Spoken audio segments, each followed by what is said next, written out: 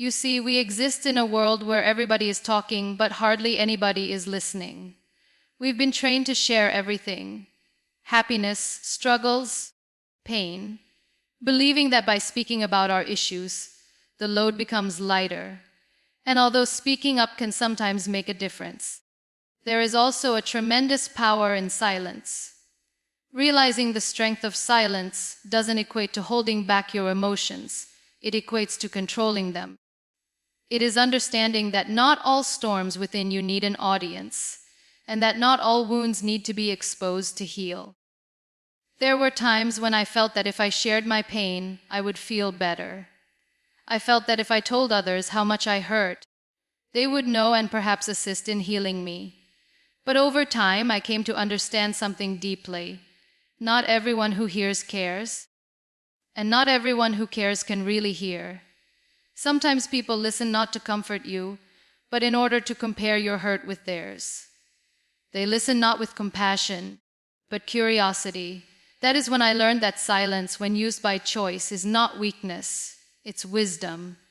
There is strength in keeping your peace. When you refrain from responding, when you refrain from explaining to everybody what you're experiencing, you own your narrative. You save your energy from being wasted in talks that offer no healing. Silence doesn't suggest that you don't feel intensely. Silence indicates that you have realized that peace is more valuable than authentication. It means you've realized that sometimes the world doesn't need to hear your pain. It needs to see your strength. Silence teaches you to listen to yourself. When you stop talking about your problems to everyone, you start having a deeper conversation within. You begin to ask yourself, what is this pain trying to teach me? What lesson is hidden inside this storm? And in that silence, you discover solutions that no one else could have shown you. Because authentic healing has nothing to do with other people's advice or empathy. It has to do with self-understanding. It has to do with being quiet enough to listen to your very own soul whisper, "You can do this." In silence, you also begin to see who truly has your back. The individuals that care don't necessarily require explanations. They can observe the pain in the back of your smile, the hardship behind your tranquility. They don't want your narrative, they provide their presence. And that's the type of energy you must guard your peace. You don't require an audience for your suffering. You require a couple of souls who bring peace without soliciting details. You see, silence is not communication absence. It's another kind of it. It's how the powerful talk, it's how the wise recover, it's how the peaceful exist. When you opt for silence instead of redundant explanation, you opt for peace instead of chaos. You no longer feed the noise surrounding you, and begin to cultivate the calm within you. And that calm becomes your strength. There will be times when you want to break down, when you feel the need to vent or cry in front of someone just to be seen. But take note of this. Not everyone is worthy of seeing your vulnerability. Some individuals will never see the extent of your pain because they haven't traversed your journey. That's all right. You don't owe anyone an explanation of how you feel or why you're healing the way that you are. So, when life weighs you down and your heart is full of words that refuse to be spoken, sit with yourself. Breathe, write it out. Pray, tear up if you have to. But learn to find comfort in your own presence. Because silence, when held, does not isolate. It reconnects you to yourself. It reminds you how to protect the most precious thing you own, your peace. And when you learn to guard that, you'll find that silence isn't vacant. It's full of answers, healing, and strength. You know, one of the toughest things that I've learned in life is that not everyone is going to get you. You might open your heart. Tell them about your pain with every ounce of honesty and still be misunderstood. And that's not because you're uncertain or incorrect. It's just because human beings can only connect with you as far as they've connected with themselves. If a person hasn't dealt with their own suffering, how can they possibly comprehend yours? If a person has never navigated the darkness, How can they perceive the light in your struggle? We tend to expect other people to empathize with us, to be kind and comforting when we're at our worst. But here's the truth. Most are listening in the context of their own lives. When you talk about your issues, they may relate them to their own, offer unsolicited advice, or judge you subconsciously. It's not always with evil intent, it's human nature. Everyone understands your tale in the context of their own life. That's why it's so crucial to keep in mind that being understood by all is not an indicator of your value. There was a point where I would ask myself, why can't they see what I'm going through? Why can't they feel what I feel?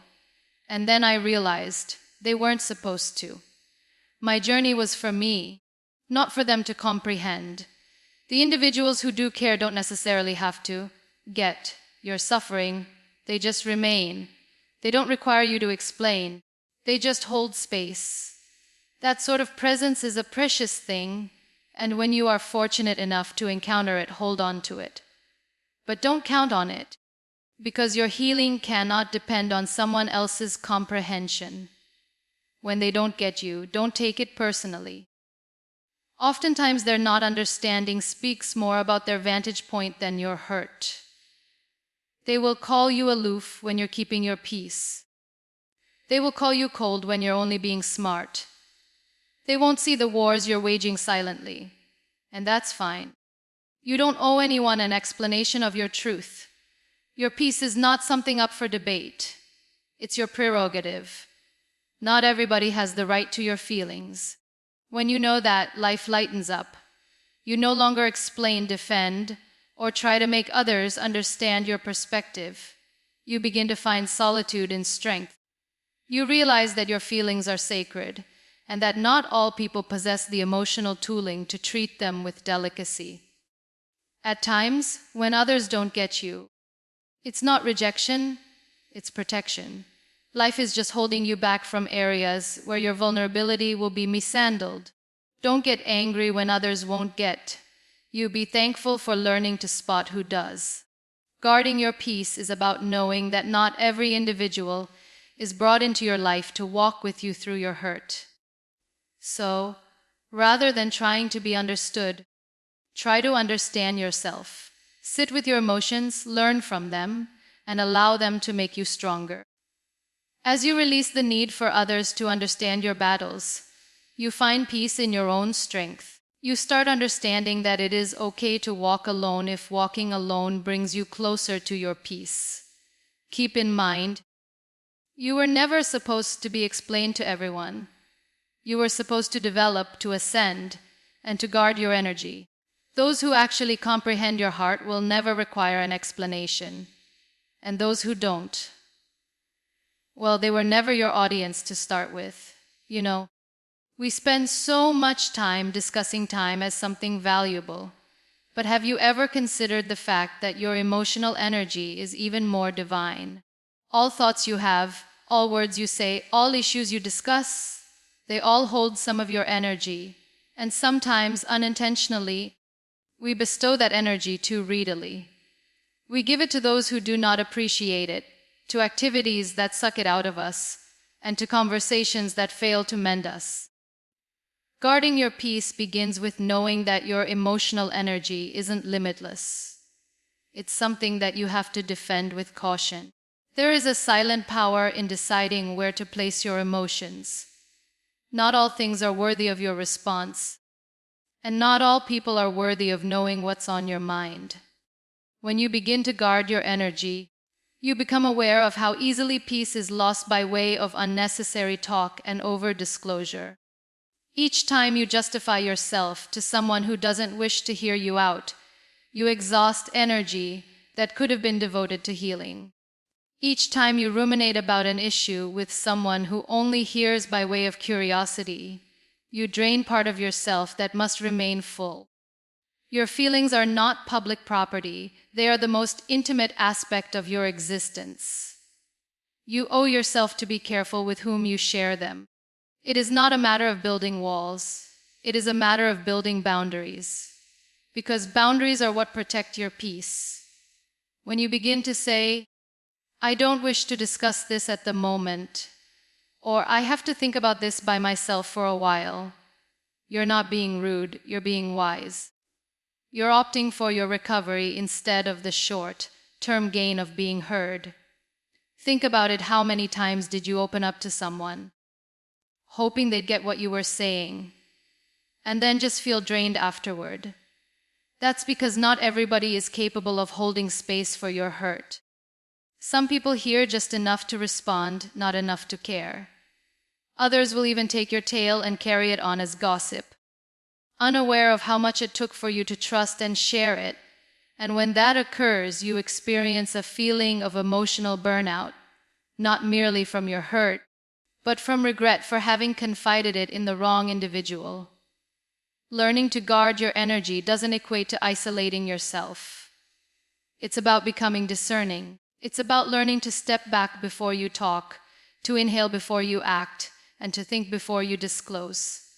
When you do, you begin to get your emotions under control. You begin to understand that your energy is your own responsibility. It's something worth taking care of, like your time or your health. Taking care of your energy also means not letting every negative encounter devour your peace. There will always be people who misjudge you, judge you, or try to drag you into their mess. But when your peace takes over, you no longer fight every battle. You no longer justify every move. You no longer react to every provocation. You learn that not every move must be answered with one, and not every word deserves a reply. When you preserve your emotional energy, you create space to grow. You create space for peace, creativity, and clarity. You begin to feel lighter because you're not carrying around all these other people's opinions and emotions anymore.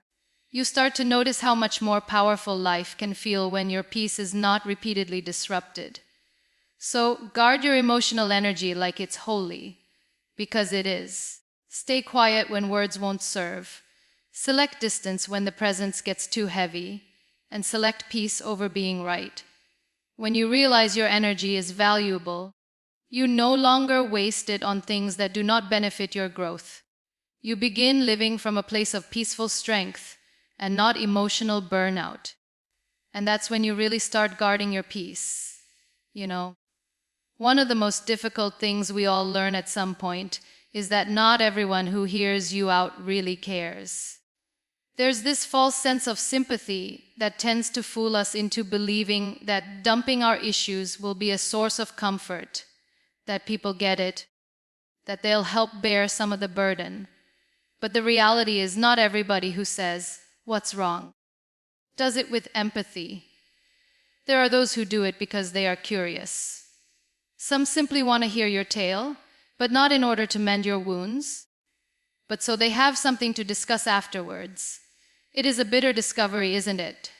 We anticipate compassion, but are instead greeted with indifference. We anticipate heart, but sometimes we are given audience. And in those moments, you understand that not all ears are worthy of your truth. The world now lives and dies by stories, by information, by knowing. But when it comes to your personal hurt, sharing too much costs you your peace. After your wounds go public, they're no longer sacred. They become something people talk about, judge, and sometimes even use against you. That's why it's so crucial to guard what is still tender in you. True empathy is uncommon. You'll come across hundreds of people who'll tell you, "I understand," but only a few who will truly empathize with your pain without attempting to repair it or negate it. Those few people, the ones who won't interrupt your silence, who won't belittle your feelings, who won't hurry your healing, those are the ones you can count on. All the others, they may be well-intentioned, but they do not always realize the effect of their words. At times, a thoughtless remark can open a wound you were working to heal. The appearance of sympathy tends to fill us with false hope. We begin to imagine that if we discuss our issues enough, peace will be ours. But what really occurs is the opposite, giving away shards of pain to individuals who were never supposed to possess them. You can leave a conversation believing you've unloaded something burdensome, only to find yourself feeling more vulnerable, more exposed afterward. Because at some level, not all listeners are safe listeners. And this does not entail shutting yourself off to the world. It only means you have to pick and choose your listeners. Learn how to differentiate between those who care and those who are merely curious. A caring individual listens to understand, a curious one listens to gather. A caring individual provides silence and presence. A curious one provides opinion and judgment. One heals you, the other depletes you. Guarding your peace is learning not to get caught up in that trap. It's all right to keep something to yourself. It's all right to say, I'm handling it, but I don't want to discuss it. It's not being aloof. It's being judicious. You don't owe the world an explanation of your hurt. At times, silence is your biggest act of self-preservation. When you no longer look to everyone for sympathy, you begin to find strength in yourself. You no longer require validation to feel acknowledged. You find that your healing is not based on anyone else's comprehension. It's based on your own acceptance. And there lies the beginning of peace. So the next time you want to open up, take a moment.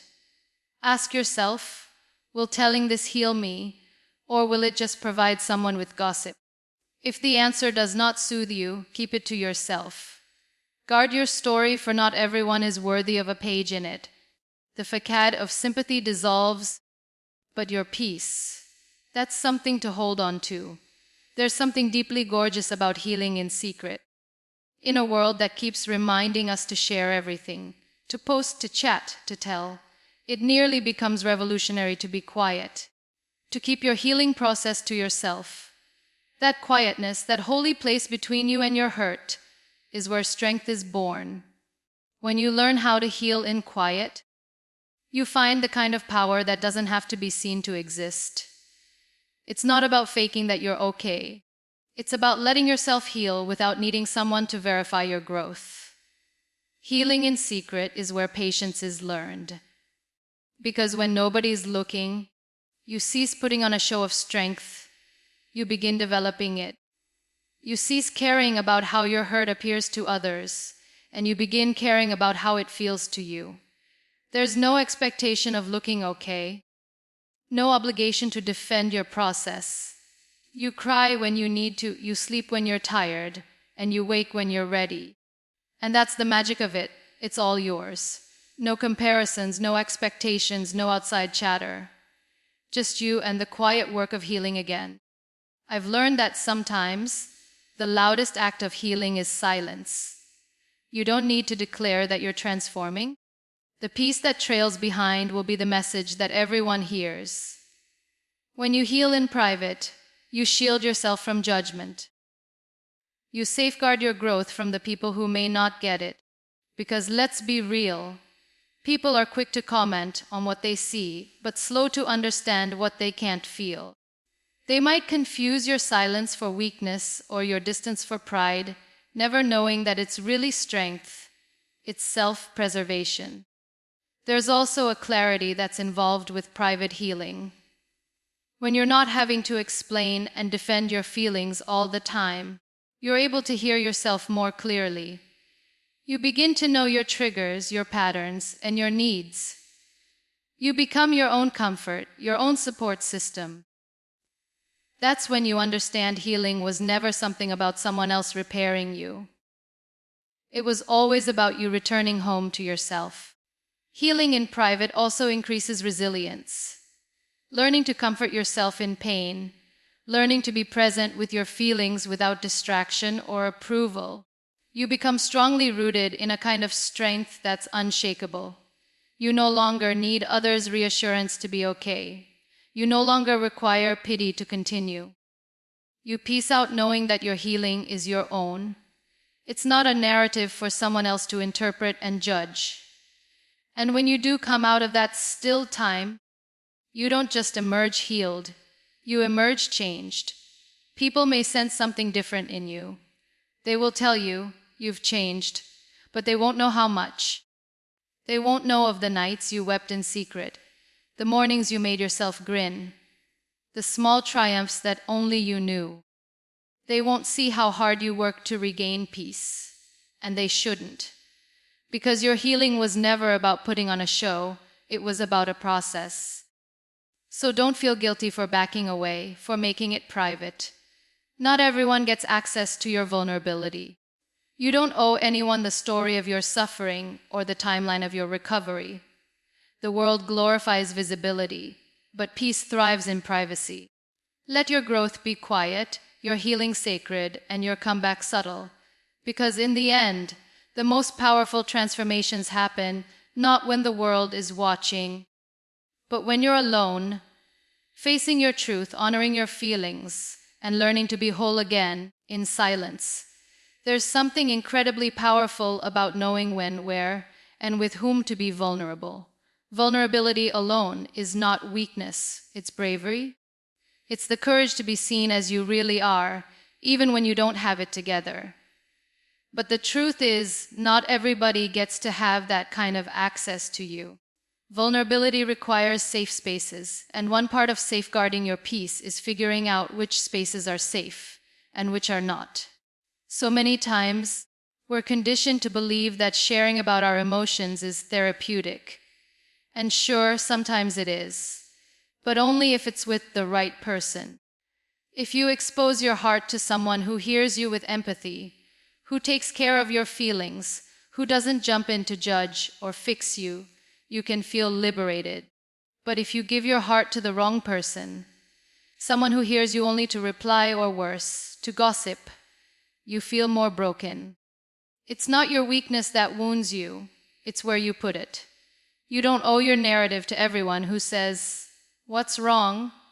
Some people ask because they care, and others only because they want to know. It is all right to stop, to remain silent, or to say, "I'm not ready to discuss it." That doesn't make you aloof, it makes you smart. Because each time you give your deepest feelings, you're giving someone a piece of your heart, and not all people have the emotional maturity to hold it gently. Safe spaces are constructed, not discovered. They're held by trust, consistency, and respect for one another. You can feel it. You can sense when someone's energy is peaceful enough to hold your truth. Those are the ones who hear you without judgment, who do not hurry you along to move forward, who sit next to you in your quiet without making you feel tiny. That's the kind of listener who allows you to heal rather than open up old wounds. And that's the kind of space your vulnerability requires. It's also something to keep in mind, that not everybody can deal with your suffering even if they care about you. There are some who adore you, but they don't necessarily understand how to hold space for you emotionally. They will avoid the subject, say something awkward, or attempt to fix you because your suffering is awkward for them, and that's all right.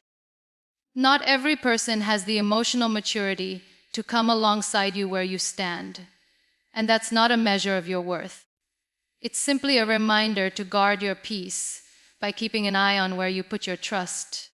Being protective of your vulnerability isn't being closed off, it's being protective. It's recognizing that your feelings are worth something, that your heart is not something to be treated lightly. You deserve to protect your peace, to carefully select your confidence, and to leave pieces of your story wholly until you feel ready to release them. Because vulnerability in the wrong environment can be like exposure, but in the right environment it can be like release. And here's the best part. The minute you refrain from oversharing and allow yourself to trust your instincts when it comes to people, you feel lighter. You no longer regret the conversations that left you depleted.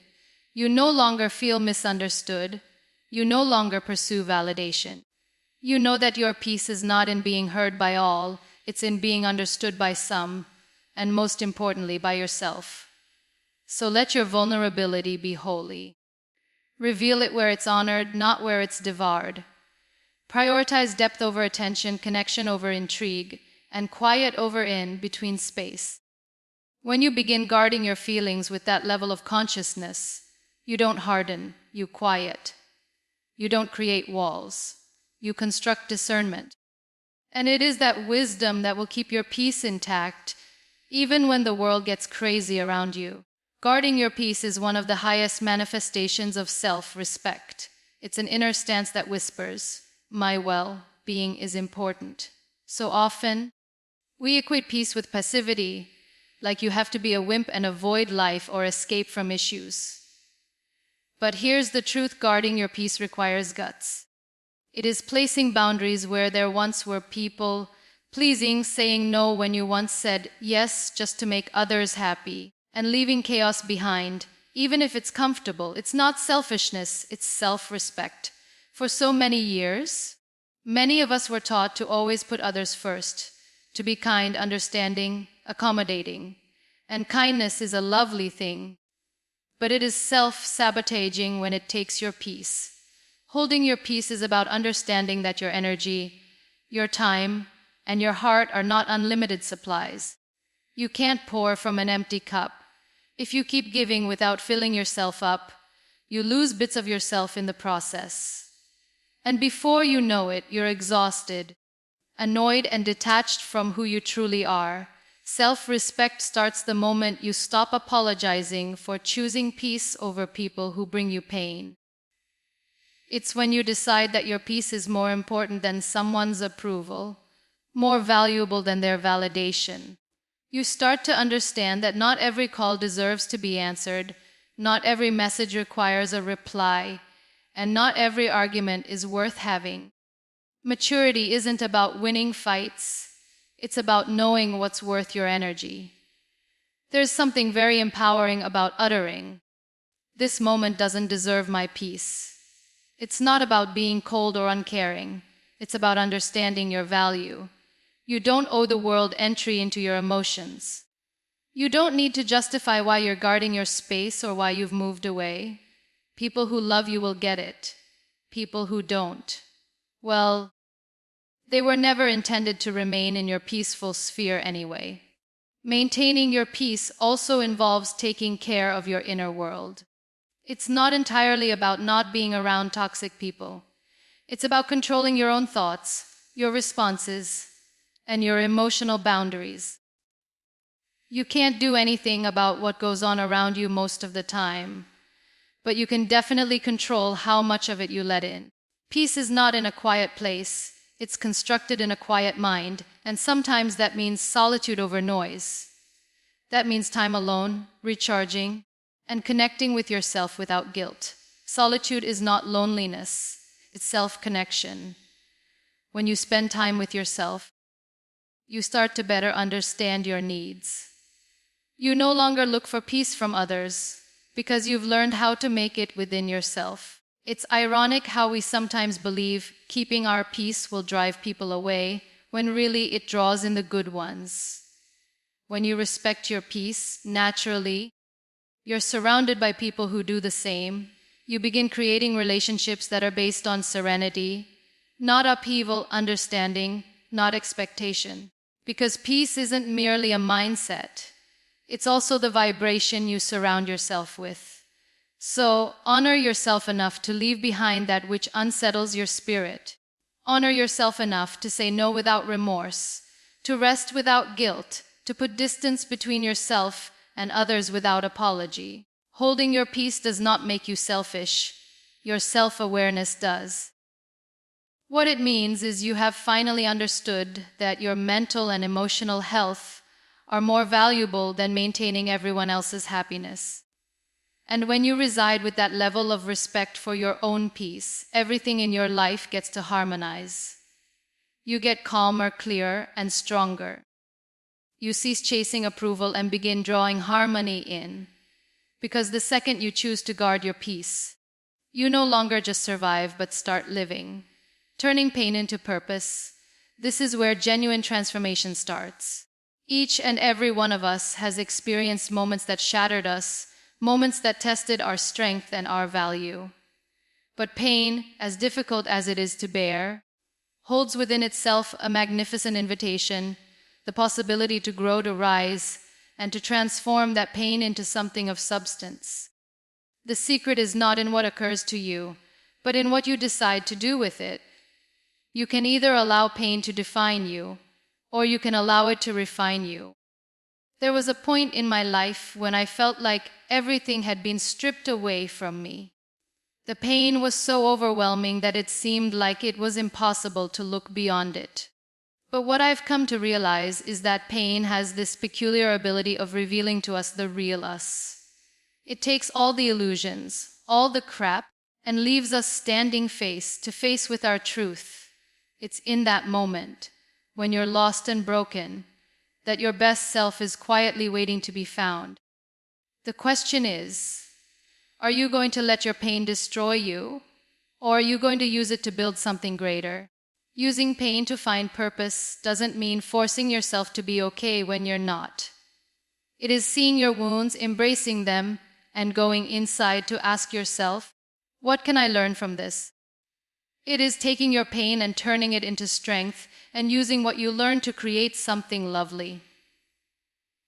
Whether that's helping another person, creating art, following your passion, or simply being a better, smarter version of yourself. Because the truth is, your pain wasn't supposed to destroy you. It was supposed to wake you up. Oftentimes, the very thing that had shattered you in the first place turns around and becomes the source of your strength. The heartbreak makes you learn self-worth. The rejection reinforces your resilience. The loss makes you appreciate. The struggle makes you richer. Pain does not enter our lives for no reason. It enters to challenge us into becoming a better version of ourselves. You just need to be strong enough to seek out the lesson rather than remain mired in the wound. The most motivating individuals on the planet are not those who've had easy lives. They're those who've experienced profound pain and decided to make it purposeful. They didn't allow bitterness to characterize them. They allowed growth to lead them. Muniba Mazari herself stated once, "When you accept yourself the way you are, the world recognizes you." That's what making pain into purpose is all about: acceptance, change, and bravery. It's about being able to say, yes, I have been hurt, but I'm still here, and I will create something beautiful out of what attempted to break me. When you begin using your pain to drive your purpose, you reclaim your power. You cease waiting for someone to save you and become your own healer. You begin to see that the things that felt like endings were really beginnings in disguise. And when you see that, everything shifts. You no longer wonder, why me? You begin to wonder, what now? What can I do with this? Every scar is a story, and your story can be the reason why another person doesn't quit. You don't know who's looking at you, who's getting encouragement from your resilience, who's recovering because you wouldn't remain broken. That's what makes transforming pain into purpose so beautiful. It doesn't only set you free, it inspires others as well. So when life hurts you again, don't bury your pain, listen to it. Let it instruct you, let it mold you, let it propel you towards something bigger. Because one day you'll look back and know that what used to feel like your breaking point was really your breakthrough. Pain will come, but it doesn't have to linger. When you make it into purpose, not only are you defending your peace, you're creating a legacy of strength, resilience, and hope. One of the hardest life lessons is learning to accept that people change, and so do their intentions. The person who stood with you may one day become aloof. The one who once heard your suffering with compassion may thereafter use your story as gossip. It's not necessarily out of cruelty. Occasionally, people grow out of their empathy, their connection, or their part in your life. But recognizing that teaches you something very valuable. Not everyone who begins with you will stay till the end. And that is okay. We tend to give people the best of us because we think of them through who they were, not who they became.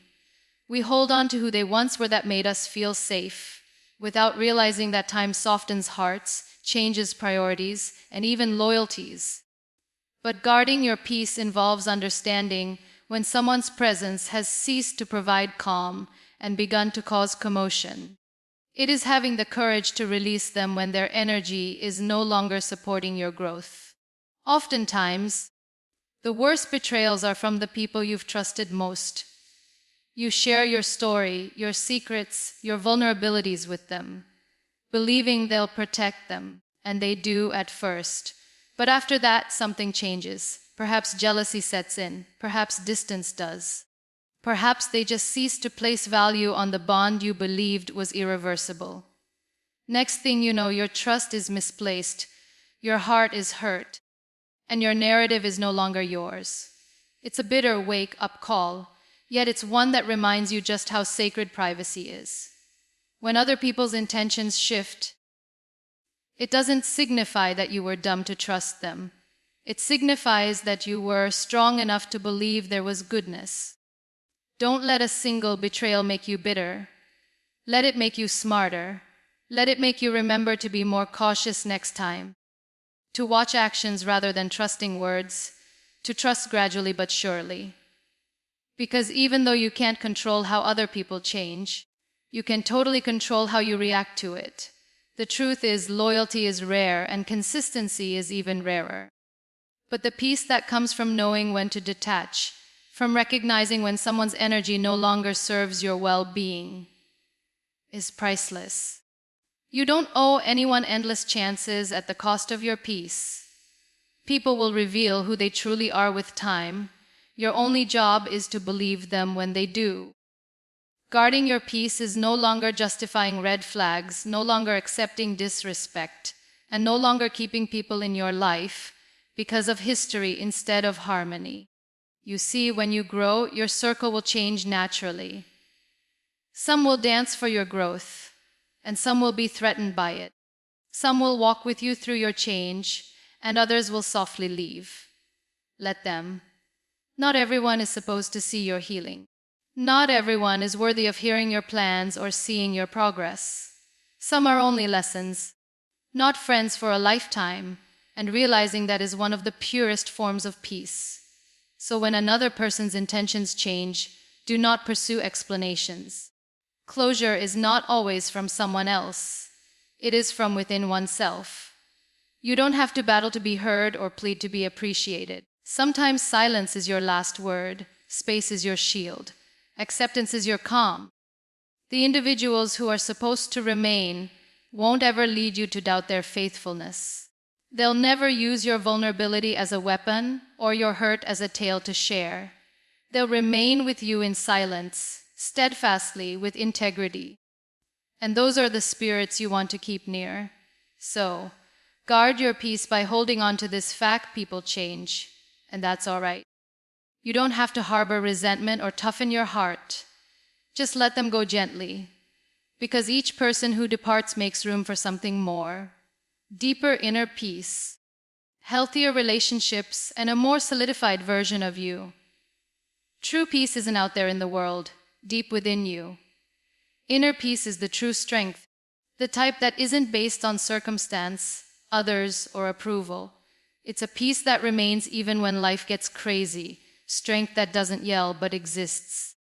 When you learn to stop sharing too much, stop asking for sympathy, and begin concentrating on cultivating that internal peace, you start to see that peace isn't something you pursue. It's something you guard, one day at a time, one choice at a time. We tend to believe that peace equals a flawless life. No hurt, no commotion, no tension. But peace is not the absence of issues. It's the power to remain grounded in the midst of them. It's waking up and not allowing the world to control your mood. It's not allowing every thought, every word, or every test the power to rattle your heart. That sort of peace isn't gained from external approval. It's obtained from mastering self. It comes from knowing who you are, what you stand for, and what you're no longer willing to tolerate. When you are at peace internally, you cease to react to all the things that attempt to rob you of it. You no longer feel compelled to speak for your silence, explain your decisions, or defend your value. You cease to allow other people's opinions to disturb your soul. And that is where true liberty starts. Because when you are anchored inside of yourself, outside noise cannot disturb you. Other people can misinterpret you, circumstances can shift, but your peace will not be shaken, steadfast and unmoved. Creating inner peace is a process that requires time and conscious effort. It begins with awareness, getting aware of what depletes you and what replenishes you. At times it involves moving away from noise, both electronic and emotional. It involves knowing how to sit quietly without going for distractions. It is during these moments of quiet that you begin reconnecting with yourself, listening to your thoughts clearly, and releasing what no longer works for you. Peace is not something you happen upon. It's something you practice, such as gratitude, kindness, patience. And once you experience real inner peace, you'll never want to release it. You start to realize that responding to everything is draining, that carrying grudges only harms you, that defending yourself to everyone is not needed. You learn to smile in times that once made you nervous. You let go, not because they don't deserve it, but because you deserve peace. You leave the darkness, not because you're weak, but because you're smart. You understand that you don't need to exhaust your energy on everything, and that guarding your peace is the ultimate sign of emotional intelligence. Inner peace empowers you because it empowers you to control, not others, but you. It allows you to move through life with grace, no matter how unpredictable things get. You stop being swayed by every wave and instead become the calm in the storm. People may not understand how you remain so composed when everything seems to fall apart. But that's because peace isn't loud, it's silent strength. Undefined, it's the quiet confidence of knowing that you can handle anything that comes your way. And so you go through life. Guard your peace like it's your greatest treasure, because it is. Keep it safe from negativity, from too much drama, from self-doubt, from overthinking. Shield it with boundaries, with rest, with gratitude. Because once you have peace inside of yourself, no one can take it from you. The world can try to shake you, but when you're established in your own calm, you become unshakable. And that's the true power, not the power to control, but to be at peace regardless of what happens. Because when your heart is peaceful and your mind is clear, you're no longer just getting by. You're living on purpose, with grace and strength. That's when you get it. Inner peace isn't just peace, it's power.